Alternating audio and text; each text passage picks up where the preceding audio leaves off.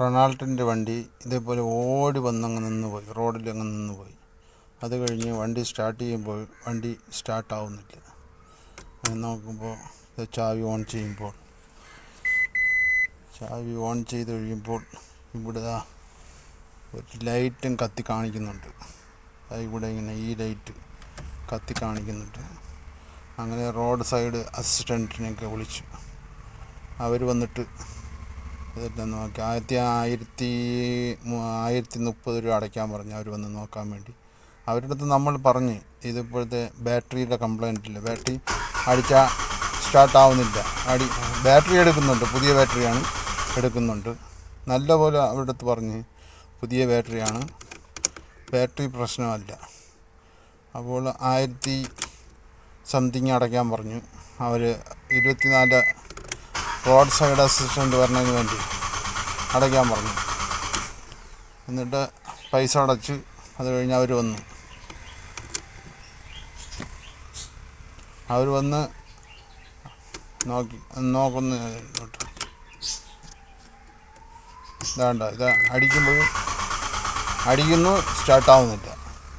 അതാണ് കംപ്ലൈൻറ്റ്. ബാറ്ററിയുടെ കംപ്ലൈൻറ്റ് എന്താണെന്ന് വിളിച്ച് പറയുന്നുണ്ട്. ഞാൻ പറയുകയും ചെയ്ത് ഈ ലൈറ്റ് കത്തി കിടക്കുന്നു, അത് കൊണ്ടാണ് ഇത് കത്താത്തെത്തുന്നത്. അപ്പോൾ അവർ 1000 സംതിങ് അടച്ചു കഴിഞ്ഞാൽ അവർ വരാമെന്ന് പറഞ്ഞ് അങ്ങനെ അടച്ചിട്ട് വിളിച്ചിട്ടുണ്ട്. അങ്ങനെ റോഡ് അസിസ്റ്റൻ്റുകാർ വന്നിട്ട് അവർ പെട്രോളിൻ്റെ പൈപ്പ് ഊരി നോക്കി. അപ്പോൾ പെട്രോൾ വരുന്നുണ്ട്.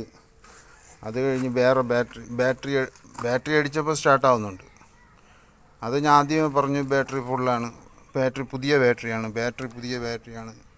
പീസ എന്തെങ്കിലും ചെക്ക് ചെയ്യാൻ പറഞ്ഞിട്ട് കുരുത്തി അത് ചെക്ക് ചെയ്തിട്ട് അവർ പറയുന്നത് അതല്ല, വണ്ടി കൊണ്ടുപോകണം, കമ്പനി കൊണ്ടുപോകണം. അതിന് ഇനി 3000 രൂപ ആദ്യമേ പേ ചെയ്തിട്ട് റിക്കവറി ബുക്ക് ചെയ്യണമെന്ന് പറഞ്ഞു. അത് അവർ തന്നെ അറേഞ്ച് ചെയ്യാം, ഇവിടെ നിന്ന് വണ്ടി കൊണ്ടുപോകണമെന്ന് പറഞ്ഞു. അങ്ങനെയാണ് ഇവിടുത്തെ റോഡ് അസിസ്റ്റൻറ്റ് 24/7 കെയറിൽ വിളിച്ചതിലുള്ള സംഭവമാണ്. ഞാൻ പറഞ്ഞു എനിക്ക് വയ്യാത്തതാണ്, ഒന്ന് ഈ ഫീസ് ബോക്സെങ്കിലും ഒന്ന് ഇളക്കി നോക്കുമെന്ന് പറഞ്ഞു. അപ്പോൾ അതൊന്നും ചെയ്തില്ല. ചെയ്യാതെ തന്നെ നേരിട്ട് പറയണം. ഞാൻ ആദ്യമേ പറഞ്ഞു ബാറ്ററിയുടെ കുഴപ്പമില്ല, ബാറ്ററി പുതിയ ബാറ്ററിയാണ്. അപ്പോൾ അത് കഴിഞ്ഞ് നമ്മുടെ നാട്ടിലെ ഒരു മെക്കാനിക്കിനെ വിളിച്ചു. അവരാണെങ്കിൽ അപ്പോൾ തന്നെ ഈ വണ്ടി ഇവിടെ നിന്ന് കൊണ്ടുപോകണമെന്നാണ് പറയുന്നത്. നോക്കിയപ്പോൾ ഈ റിലേ ഹോണിൻ്റെ റിലേയാണ്. അത് കഴിഞ്ഞ് ഇത് ചെക്ക് ചെയ്തു, ഇത് കമ്പ്യൂട്ടറിൻ്റെ റിലേയാണ്, അകത്തെ കമ്പ്യൂട്ടറിൻ്റെ റിലേ. ഇത് നമ്മുടെ സ്റ്റാർട്ടറിൻ്റെ റിലേ. ഇത് പിന്നെ ഈ ഫാനിൻ്റെ റിലേ, AC ഫാൻ ഉണ്ടല്ലോ അതിൻ്റെ റിലേയാണ്.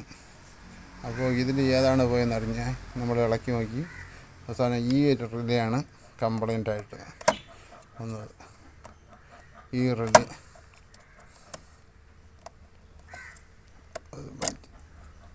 റിലേയാണ് കംപ്ലൈൻ്റായിട്ട് വന്നത്.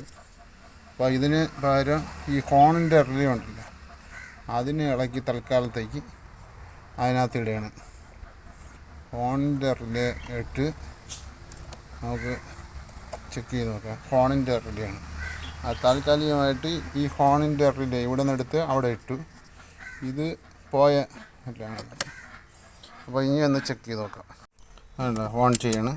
നമ്മൾ ചെയ്തപ്പോൾ ആ ലൈറ്റ് കത്തുന്നില്ല.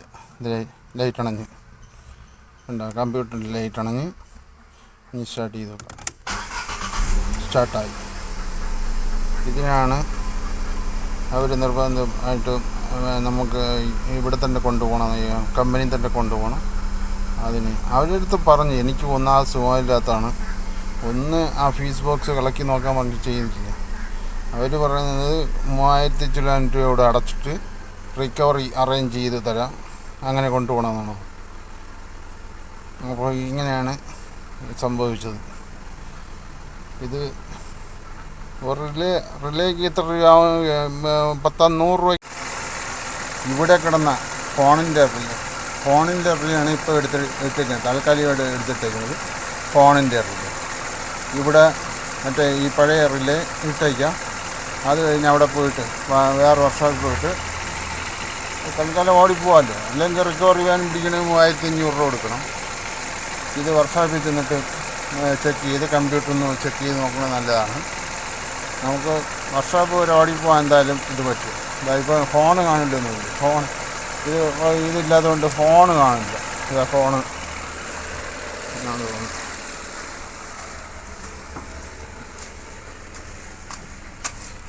ഇതാ ഫോണ് വർക്കാവില്ല.